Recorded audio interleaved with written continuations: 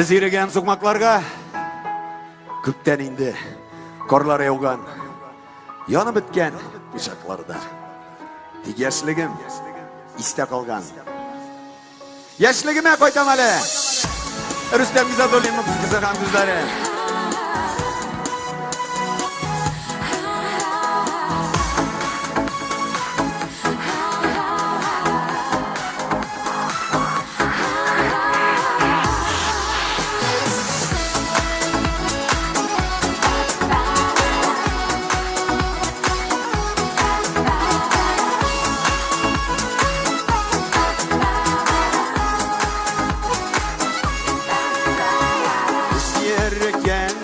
Sokmaklardan köpten indi, korlar yaugan, yanıp bitken uşaklardan ilk yaşligim iste kalgan.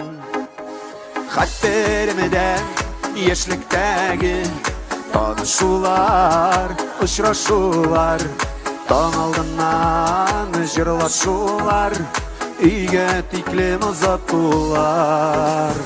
Yaşligime koytam hali, bir jırlap uzam hali, yüreğimning erinüleri belki bozulur eli.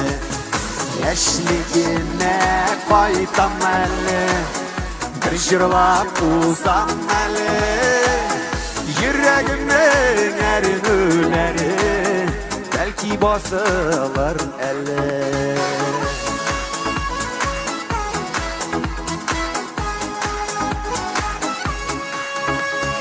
Söyem deyip, köttem deyip, eyken sözler karatlanmay.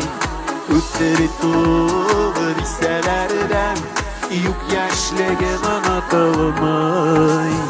Yaşligime koytam hali, bir jırlap uzam hali, yüreğimning erinüleri belki bozulur eli.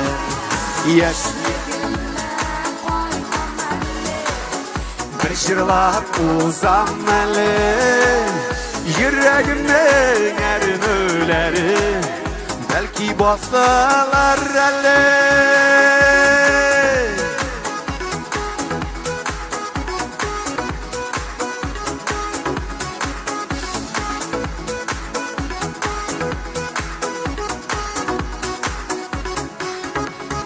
Yaşligime koytam hali, bir jırlap uzam hali, yüreğimning erinüleri belki bozulur eli.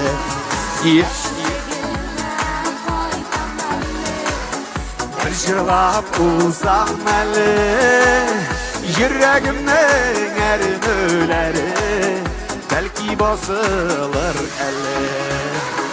Yüreğimning erinüleri belki bozulur eli.